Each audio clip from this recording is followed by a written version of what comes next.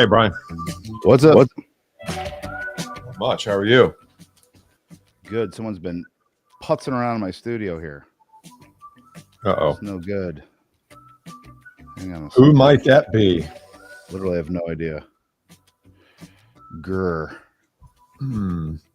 Grr. Hang on. I see It's a video. webcam utility here. Yep. And I'm You can trying see to that see too. which one. Oh, here. I think maybe this will do it. Is that it? It's pretty black. Oh. Hang on.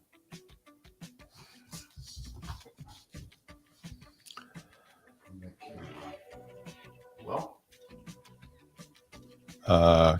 Can't hear you. Hang on.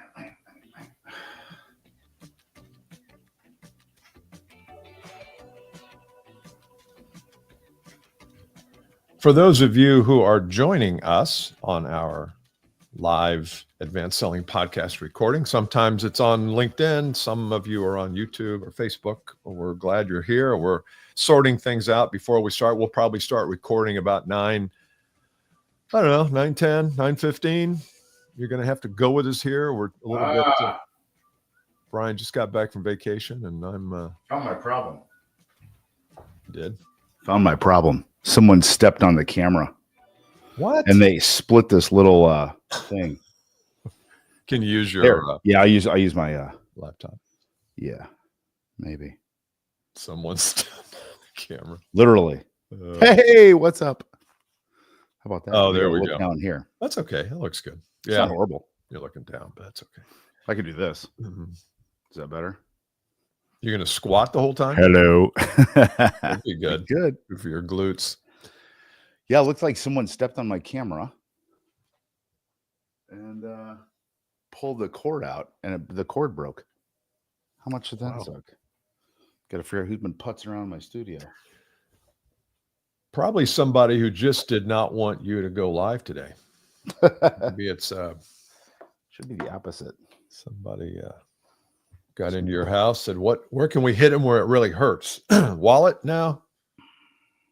Camera. Ta-da. Right. Tell people to get the real deal. This is the real deal. It's what you This get. is a real deal. Yeah. All right. Good. That So, light's annoying, isn't it? Got a couple listeners. Mike Black checked in, and so I told people, I know you just got back, so I communicated with some of the group. Should probably be starting at 10 after, 12 after with the actual recording, unless you step on your microphone, and then we'll be done for the day. I think it was a pretty good save, wasn't it? That light off is better. Yeah. Way better. Have you ever been to a concert where the first song is just not right? That the audio is off. 100%. Yeah. And 100%. one would think that as much practice and workmanship that goes into a concert. I was at one this weekend where that was the case. The first song, I'm like, I can't sit here the whole time. I mean, I couldn't understand a word because they had the low range on the microphone up, and it was just mumbling. Right. And then me, I'm sitting there, and my family's like, "What? It sounds fine to me." It's like, no. And then after the second song, it was all spot on. The guy raised it up, and one of the party that I was with, my sister-in-law, she goes, "Oh, I heard it. The first song, I thought I couldn't hear anything." So like, why didn't you say that when I raised it? You were sitting there, like, I don't know. It's funny. Family, gotta love them. So we're actually live.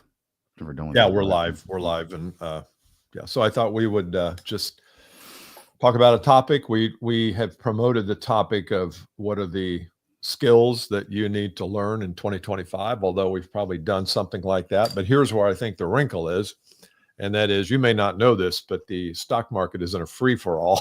Yeah. The free fall, I mean, not free for all, free fall.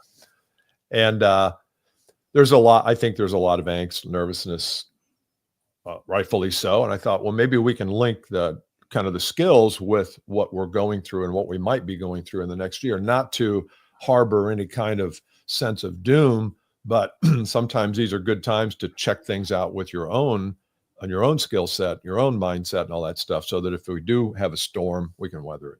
I like.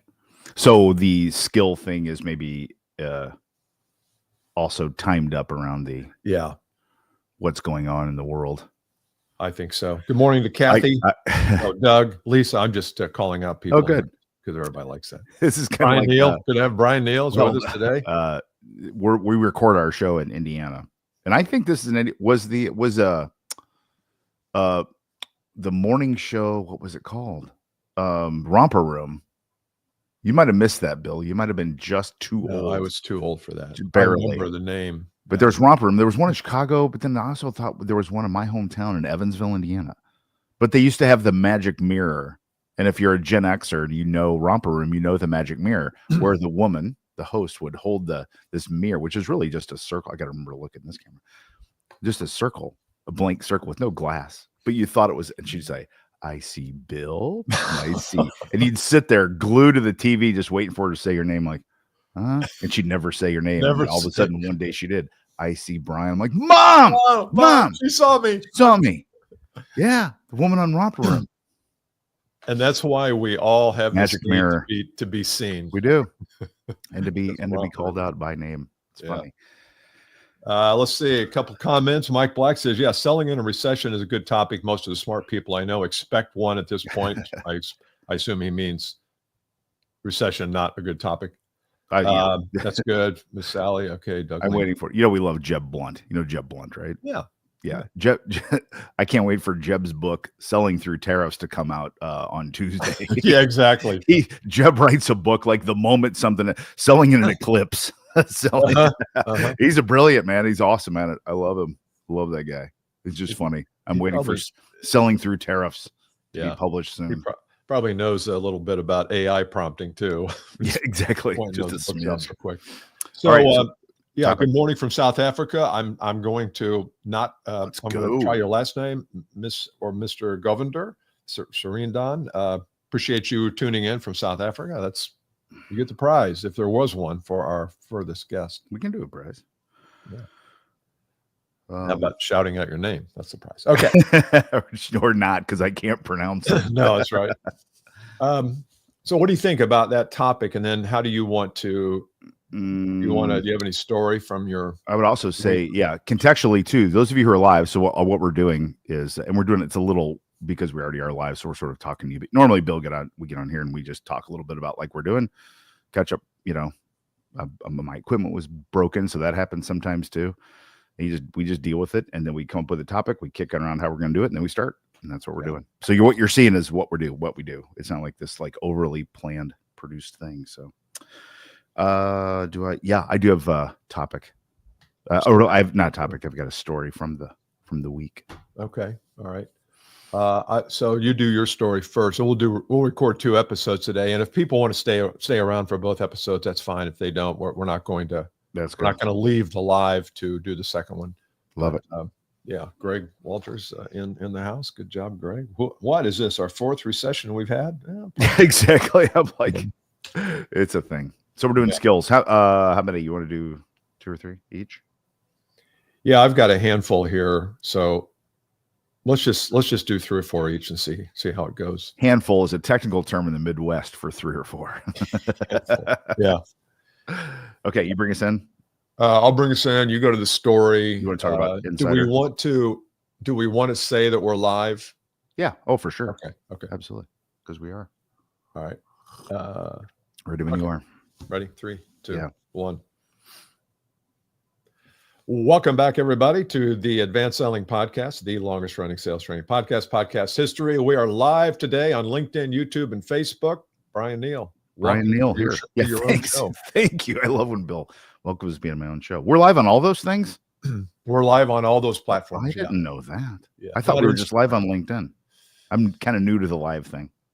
Yeah, well, we talked about this a couple of weeks ago about going live, and I think if it works and people like it, we'll do it again. Maybe not every time, but once every couple of months. Because live to me is, I don't see any reason not to. I mean, other than if it's a technical pain in the butt to do it, but it's even if no one shows up, it's recorded and it's live, and people can watch it again. But it's kind of fun, I think, for people to kind of see.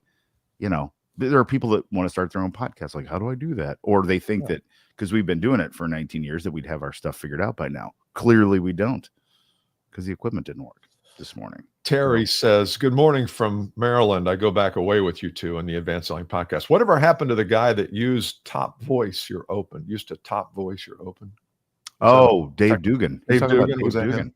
Yeah. Dave, I haven't seen Dave Dugan in a while. He's no longer with us. He died? No, he's just not with us. Oh, He's no longer- jeez. Thanks, Bill. No, Dave is fine. He's a good. Yeah, we should get Dave back for a interview now that he's back no longer with alive. us. Well, we were in two different places there because I didn't know if he was alive or not. And when you said that, I'm like, oh my God. And I would have read that. He's kind of a little celebrity here in where we live in Indianapolis, I would say. Hey, do you remember a guy named Buster Bodine? I do. Why do I know Buster Bodine? Keep going. I don't know. WNAP. Did you ever Maybe. grow up Sure. with WNAP? Yeah, the Buzzard. Of course. Yeah, the Buzzard, the Wrath of Yeah, the of Buzzard. course. Buster Bodine was the jock on from 3 to 6. And Got it. God, a lot. And he just passed. He is literally no longer with us. And coincidentally, he and Dave Dugan were friends because they both did radio. And welcome to our brains, Culture. everybody. That's right. Use Voice You're Open. Yeah, used to Voice You're Open. That was Dave Dugan. Okay. That was Dave Dugan. So glad we're here live, people. Glad you're here. Comment if you need to. Yeah, Bill we can love see you. I can. Thanks, Terry.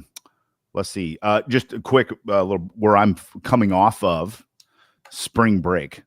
Remember your days of spring break, Bill? Back in the 70s, 80s? Man. But I went on my son. So I've got 5 kids. We're a blended family. So 4 of mine, 1's hers. But my youngest of my 4 was his senior year spring break. So it's kind of nostalgic. It's like the last spring break. And I was just kind of thinking that we went to Mexico, this all-inclusive, which was actually real. We went to a Cancun all-inclusive. If I say that to anybody, you're kind of like, ugh, kind of have a but thing. they've changed. They're nice. So nice. Oh Yeah. my God, they're nice. But I was just thinking, comparing that to our spring breaks that we went on. So here, like all the parents went, we all flew down, we helped our kids with everything, and everyone was there, Playing contained pickleball all the time. Exactly. When we went, I remember I didn't go, but 2 of my friends, remember what an MR2 was? An MR2 was like a little car. It's like a little car. Yeah. MR2, Well, little car. Lisa Hunter Dunn. 3 of my friends drove overnight to Daytona, our senior year of spring break. No parents, 3 people in a 2-person car flying overnight all the way down to Daytona and back. Yeah. No parents, no way to track anybody, nothing. And we survived. I just thought I was marking how different spring break is relative to what it used to be. Though, I will say this, that I had a few spring breaks where I shouldn't have remembered them from college, but in a way, those are the most impactful and the ones I remember more than the family one at 32, or Jane and I went to Siesta Key, and then the next year, and then the next year, and then the next year, and the next year, and they all blend together. But when you are driving through Daytona Beach at 8 a.m. because you've driven all night and you all fall asleep at a stoplight, that's memorable. I remember that. Yes. Or we had I think 14 guys in one hotel room at the Lanny Kai in Fort Myers, Florida. 14 human men, like grown, like 20, 21-year-old men. Grown men, but not grown men, but we thought we were. Yeah. Physically, yeah, all 6 foot and above ish. It's just different, you know what I mean? And you're right, those memories are forever. Where my kids are, remembering like, oh yeah, remember when remember when my wristband got cut off and I had to get a new one? Exactly. And I can or that dolphin tried to jump in the boat. Yeah. Right. Remember that time we all got stoned on the beach? Oh yeah. Never forget that. Okay. Let's do a topic. Yeah. Spring break's over. So I picked a topic for the first episode. And the way we usually do it is each of us picks a topic. And my topic was going to be the idea of skills. What skills do we need to have and possess and work on and get better at? As of last week, a lot seems to have changed in the market. Stock market's in kind of a free fall, and there's a lot of anxiety about what's going to happen: a recession, no recession, reset. I hear that term. But whatever it is, it doesn't matter what it is. The question is, what can we do about the world? And it's not what impact is the world going to have on us, but what impact can we have on our world? And taking that agency, taking this notion of personal responsibility and ownership, as Jocko Willink says, or George Mack talks about high agency. What can we do? And I thought that might be a good jumping off point, since everybody's kind of got one eye on what's going to happen over the next week or two, but you Yeah. should have both eyes on what you can do regardless of what happens. Yes. That was my Yeah. thought. I love it. Yeah. So we'll roll skills into that. And you sort of said it with your very last sentence there. From my standpoint, first is I think sometimes people, I've heard this when I'm coach kids, like kids coming out of college, like I'm trying to figure out what I want to do. Or I just heard a dating app commercial this morning, and this guy said the same thing. Before you figure out your type of person and your ideal, partner, you need to define what's your not ideal partner, or to figure out what you want to do. It's easier to decide what you don't want to do. And so in this case, the question is, what can we do? I say, let's really focus and get clarity on what we cannot do. Because there are a lot of things we can't do. We can't change the fact that there are tariffs. We can't negotiate between the United States or your home country, wherever you are, and other countries. We can't do that. We can't control the stock market. We can't control consumer pricing directly where we're doing. And so as you start to filter out all what I first kind of lesson here for me is 98% of this stuff is out of your control. Very cliche, but That's very right. true. That's right. And as soon as you notice yourself concerning yourself with something out of your control, it's got to be a reset point. Was it Charles Barkley, who snapped his rubber band when he missed a free throw or something like that as a negative? I thought there was an NBA basketball player who, when he'd miss a free throw, he'd snap a rubber band on his wrist so it hurts, so it's bad. That you need to have some mechanism to snap yourself out of that thinking. Because you can go down that path pretty easily, and you can get pretty far down there, almost to the part of depression or despondency or surrender. Panic. Yeah. No. Yes, completely. I think surrender, we talk about surrender in our programs a lot. The idea that sometimes surrender is a good thing. If I'm surrendering to an outcome, like if I'm getting ready to do a podcast with you, I'm trying to be as present as I can. I have no idea of what this is going to mean. If I surrender to the outcomes or detach from the outcomes, that's a good form of surrender. A bad form of surrender is when you say, I give up. I can't do it. The market's not being kind to me, and I don't know what to do, so screw it. Yes. I'm not gonna figure it out. Yes. That's my first one. Okay. So you're saying to ID what you cannot control. And if what you're worrying about or concerned about is in that bucket, stop. That's what I'm saying with extreme clarity. Stop. Don't do that. So do you want to talk about a couple of those things first, or do you want to that was kind of a salvo? Yeah, that was a kind of like your opening song guy, where maybe it didn't fit right, or the mic was too hot, but yeah. Okay.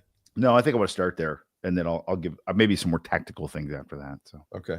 Well, my first one actually is a good pivot from that. Can I share that one? Please. As we start? So what Brian said there is figure out where you have gone down the no ownership rabbit hole, where you feel like, I don't know if I can do this, or it's beyond my control, and start to identify all the things that you do have control over. Like, you don't have control over whether a customer makes a decision to buy from you. You might have some influence in that. You do have some influence, how you show up, how you ask questions, how you portray your value, how you lead them through the process, how you even make the first meeting happen.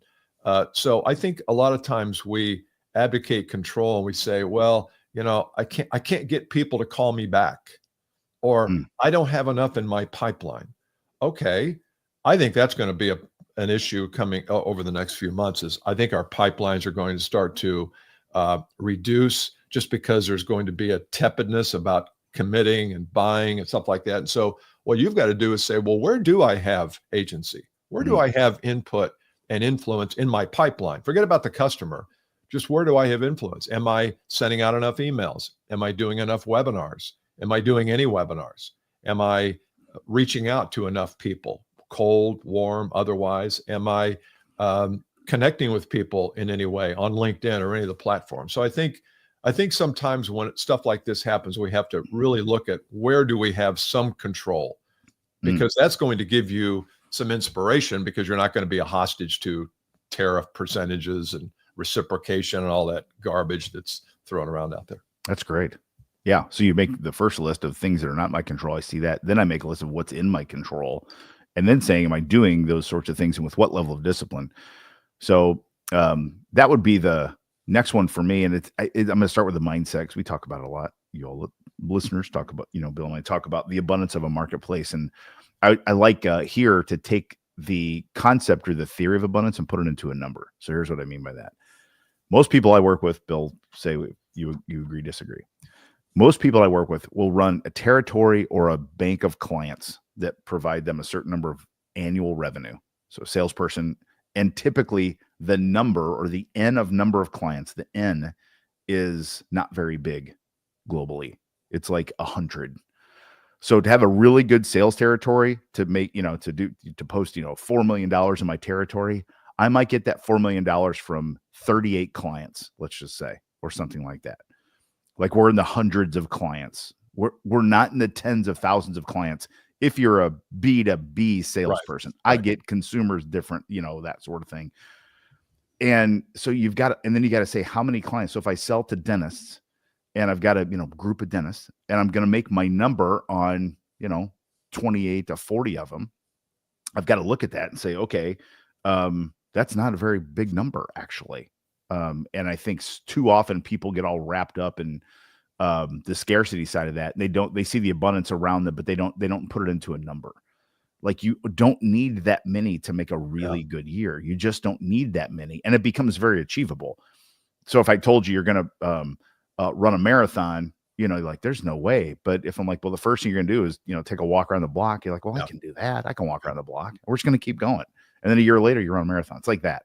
So just try to take an abundant theory and put it into math for yourself and say, what do I really need?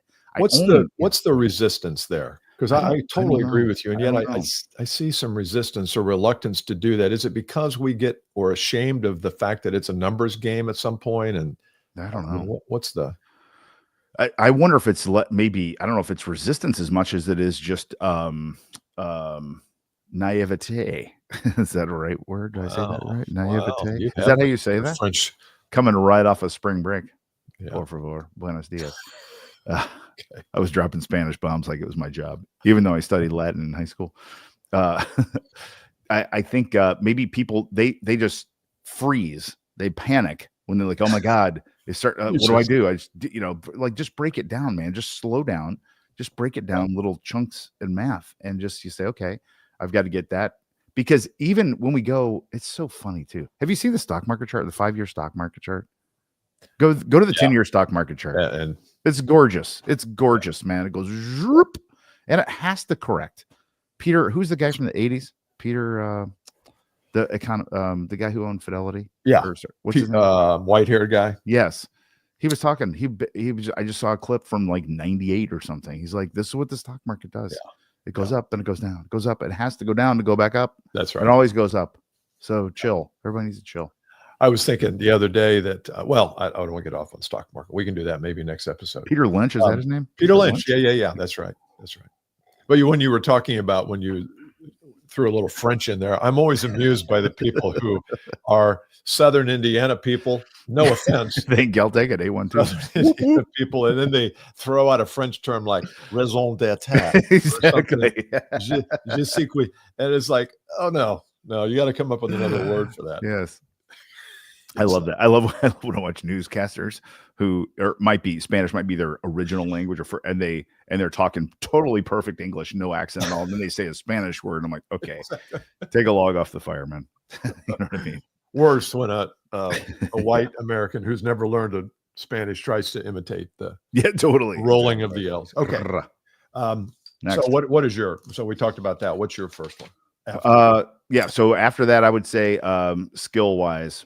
In an economy that's going down or soft, is the I'm going to say productivity skill, the skill of productivity. Yeah.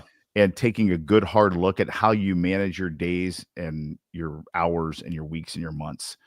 The recent, and I'll say recent meaning I'm going to go even last 10 years, has trained and coached a lot of salespeople, not trained like you and I do it, but the market has trained them that their market runs them. They don't run their market because they haven't had to, because there's been enough business rolling in and they've been so busy. They couldn't keep up.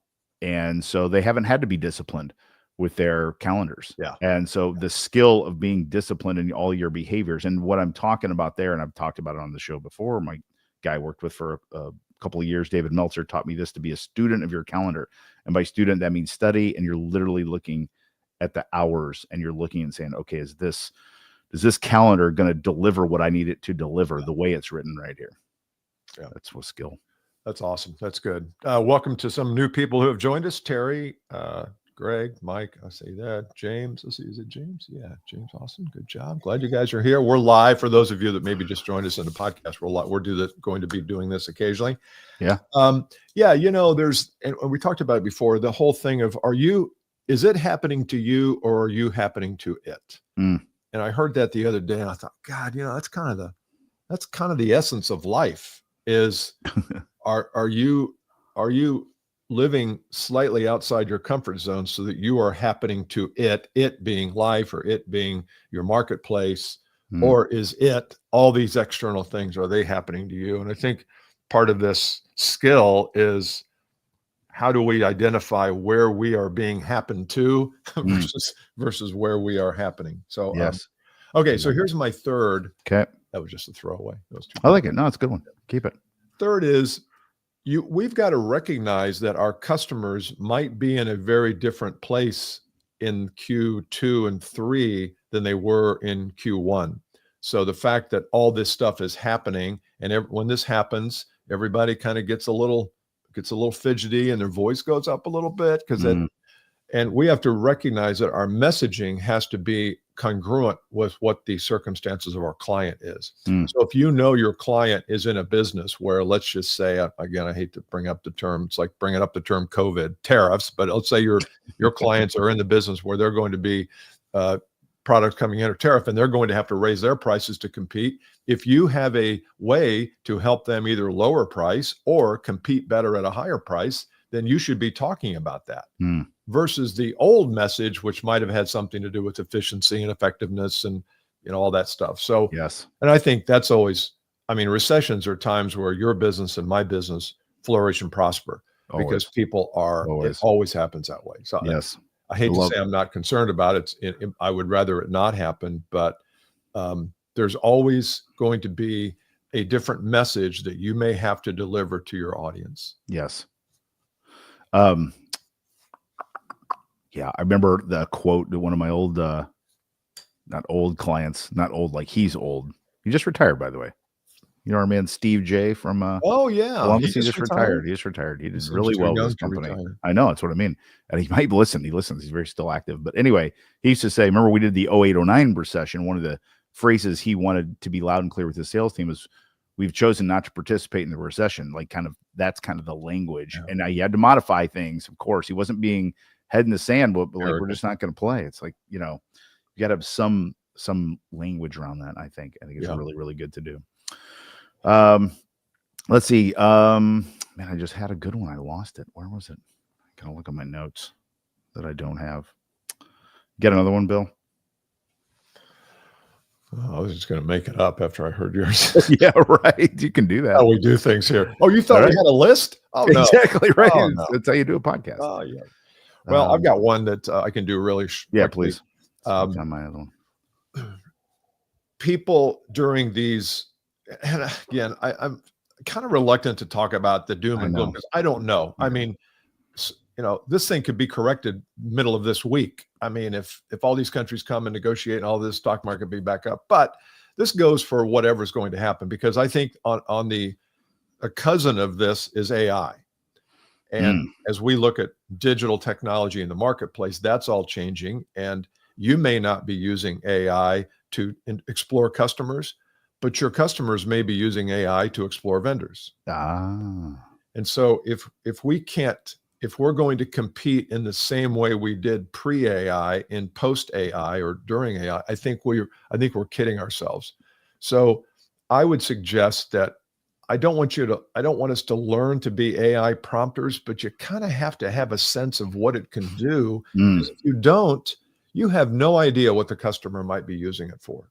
That's so good. And we have a common friend, Vince Freeman, who has really gone all in on studying AI and all the platforms and all the things it can do. And when you start to look at it, it's frightening in a good way. It's frightening Right. also in maybe a bad way. But I would say that one of your skills that you could learn in the next few months is the AI impact skill. Understand how it can help you, how it can serve you, how it can serve your customers better.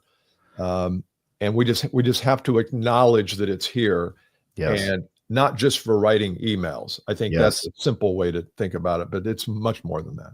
It's the ICE. It's the AI impact skill, also known as the ICE. See what I did there? No, I did. AIIS. ICE. Oh, everyone will get it. They'll get impact it. skill. AI. Okay. AI impact. Everyone will get it, but you They'll get it. They'll get it. That's okay. It's a thing. All right. I found my last one. This one, here's who's going to love this one. CFOs are going to love this one. CEOs are going to love this one. Sales leaders, mostly. Salespeople, y'all listen. You may not like this one, but you got to do this. Oh, I got to hear it now. Now that Ready? you told me, come on. In this, any sort of softness in a market, I'm going to go levels here. One thing to do, really good customers who are awesome and you're integrating their business, you need to strongly consider raising price with them. And then those who are new to you, do not lower price.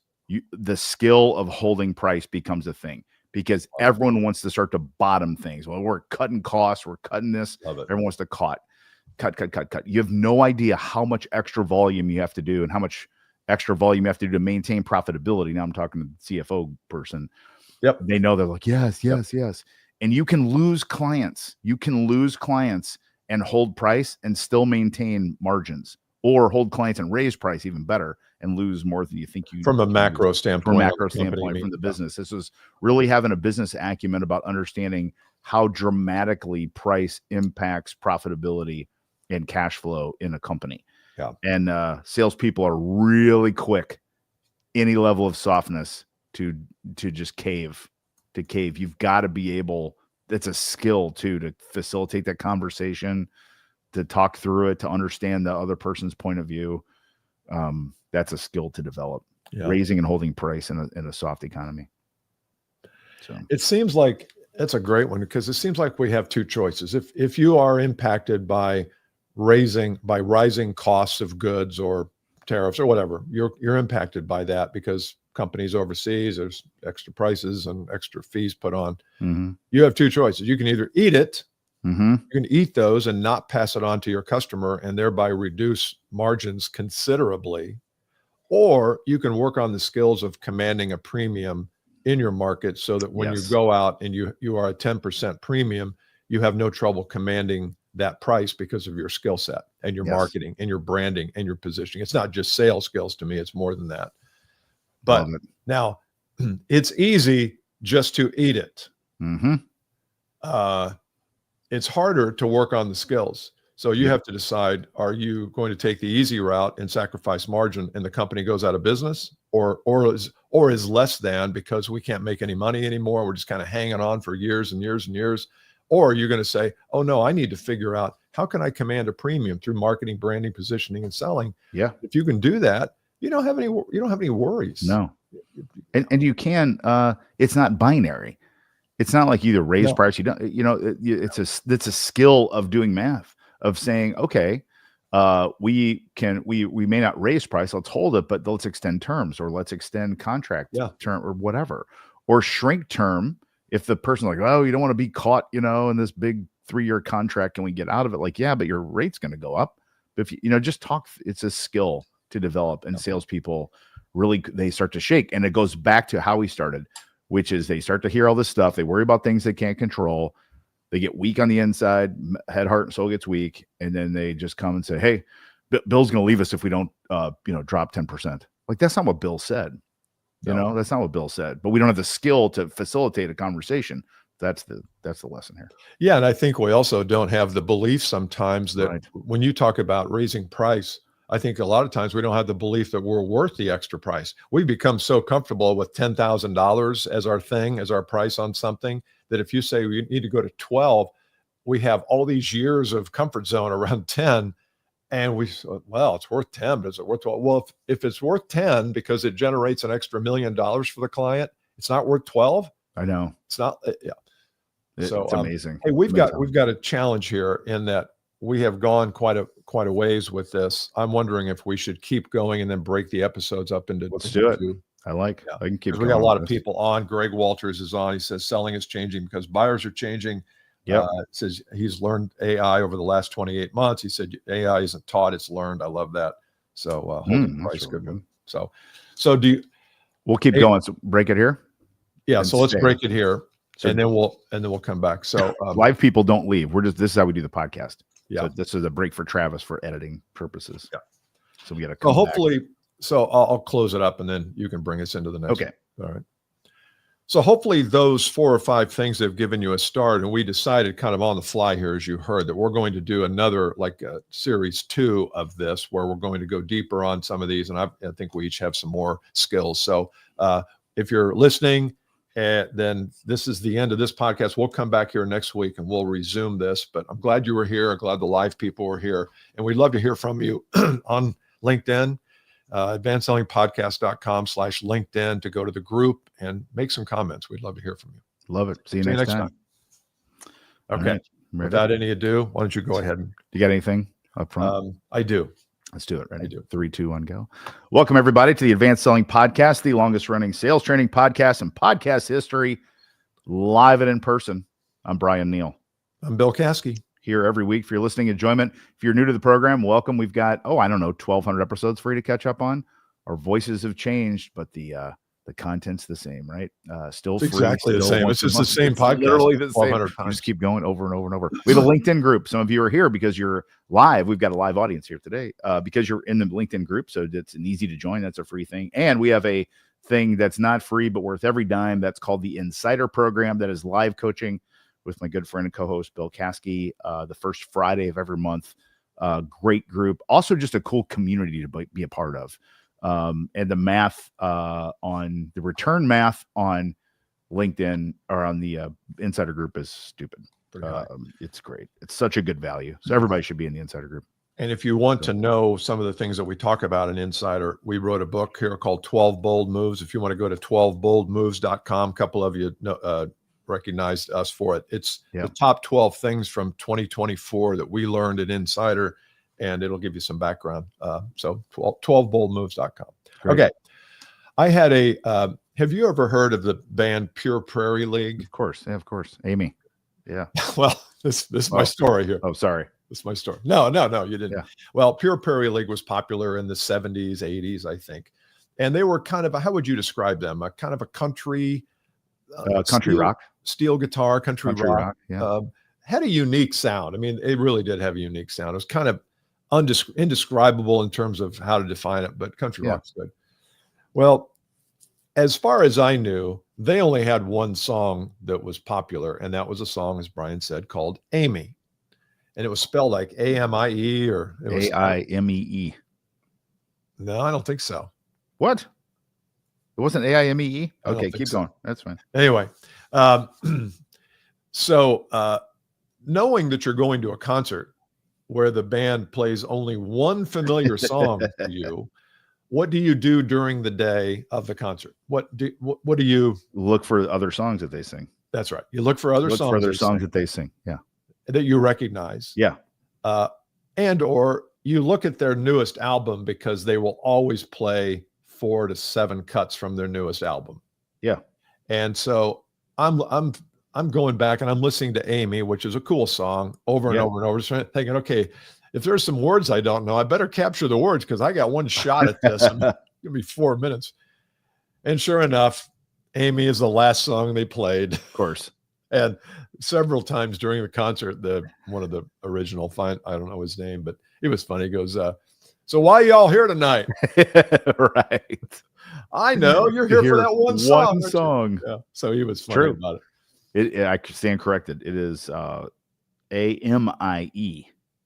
Did I say A-I-M-I-E? Yeah, you said. I thought it was A-I-M-E-E, but it's A-M-I-E. A-M-I-E. Amy. And sidebar, do you know what famous country singer was once a member of Pure Prairie League? Yeah, you do.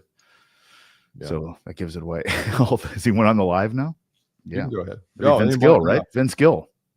Vince Gill was a member of Pure Prairie League, right? Still was, yeah.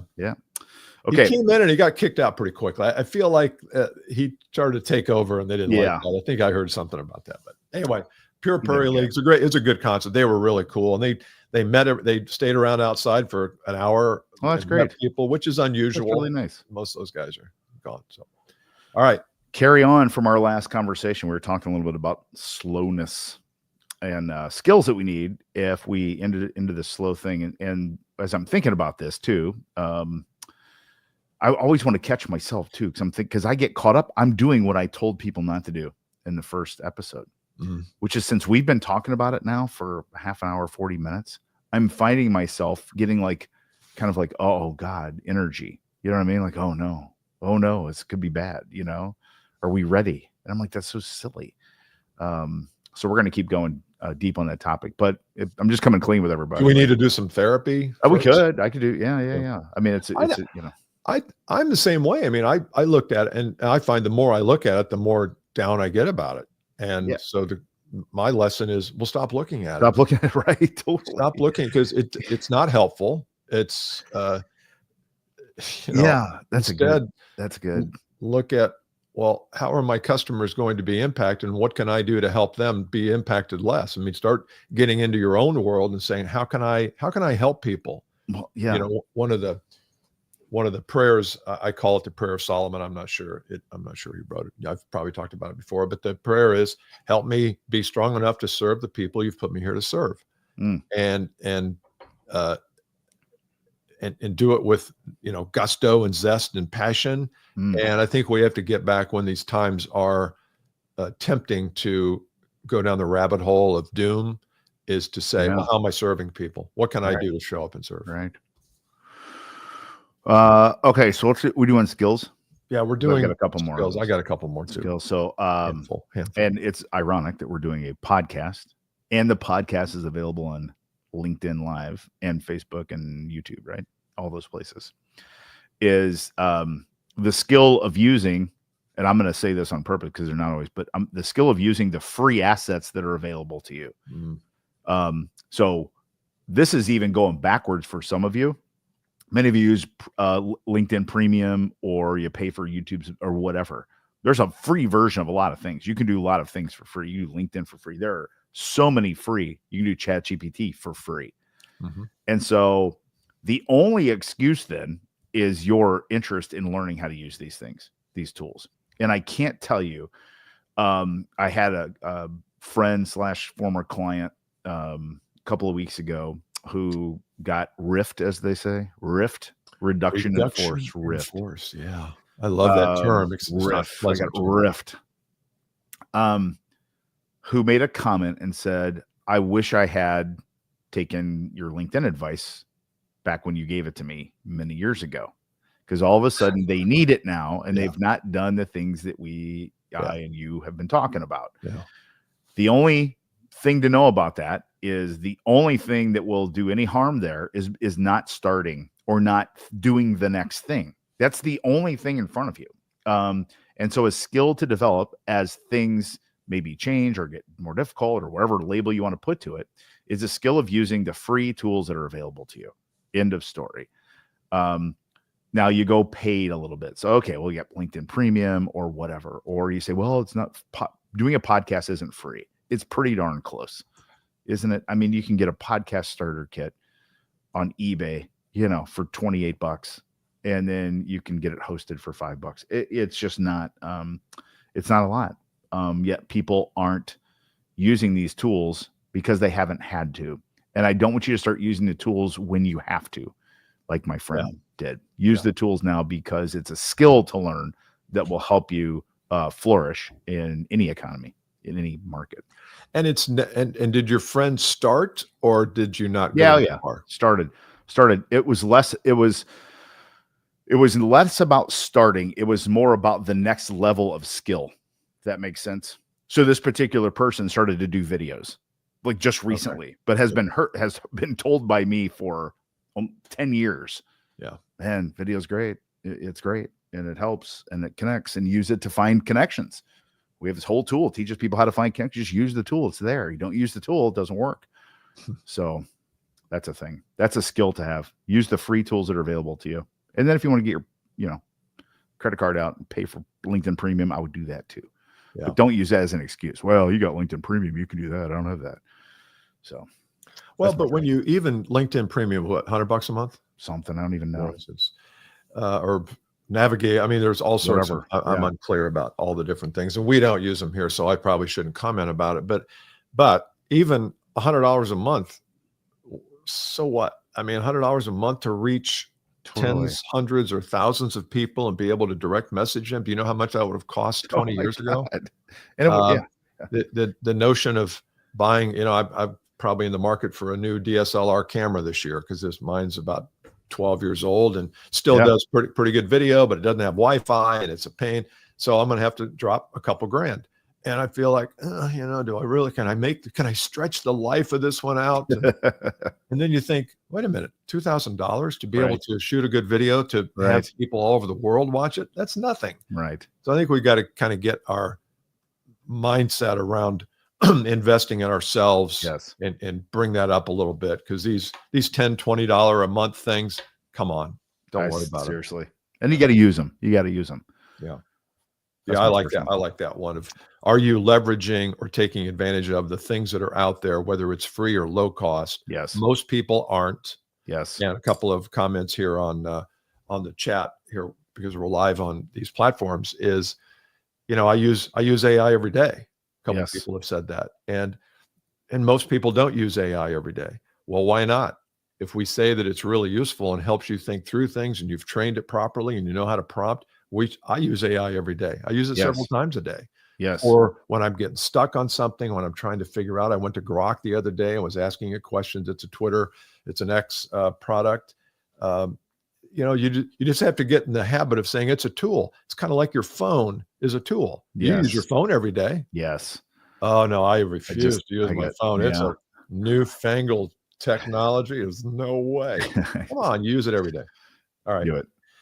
Here's mine. And this goes back to the skill of commanding a premium. And that is and we talked about that last episode. We talked about how if your prices are going to increase or the market is going to be a little bit more tepid about buying from you, you've got to command the process. You've got to command a premium. One way to do that is to build what I refer to as a customer roadmap.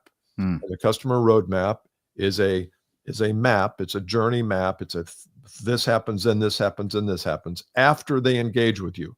This is not the sales process. A lot of people say, well, but I got a sales process. Nope, it's not sales process. Sales process gets you from where you are to them saying, okay, let's go, engage, sign on the bottom line, sign on the line that is dotted.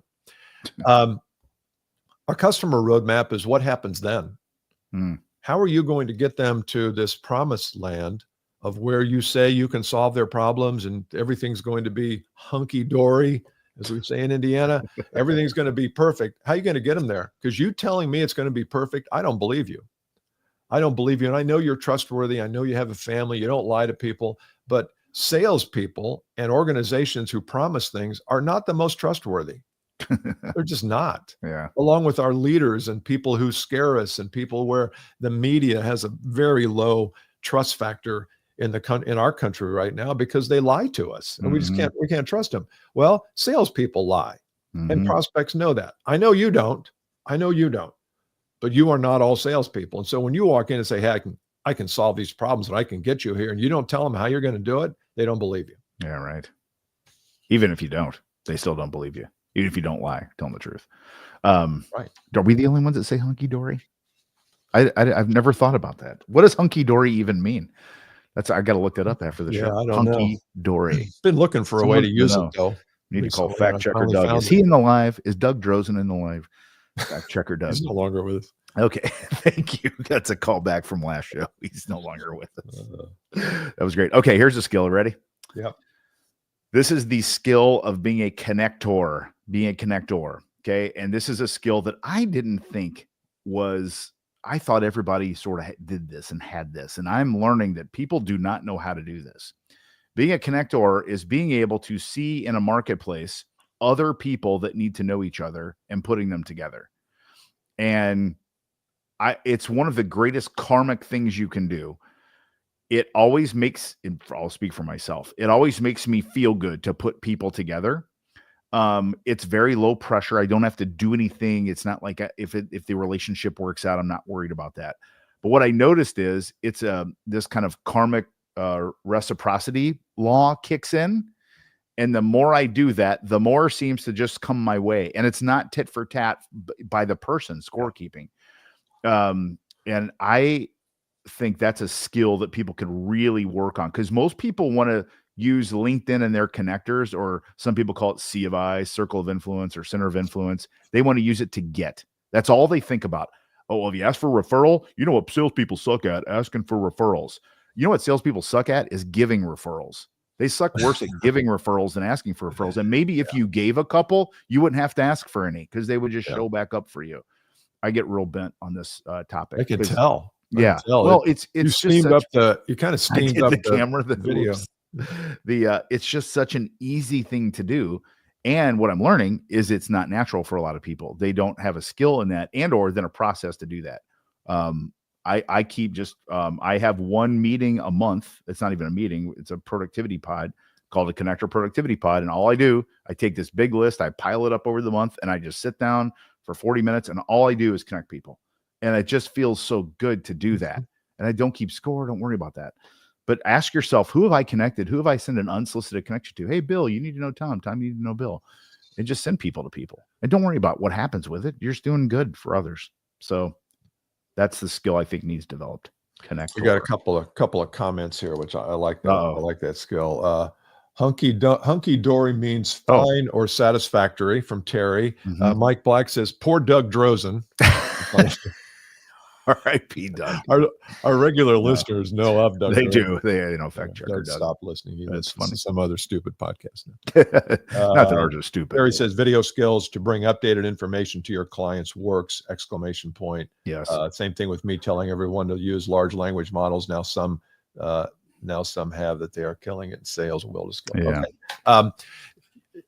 If your business is tariff impacted, meaning it is a concern in your marketplace, why don't you create a 3-part mini series starting this Friday on, and you don't have to get political. Sometimes it's tempting to get political. Well, they shouldn't have.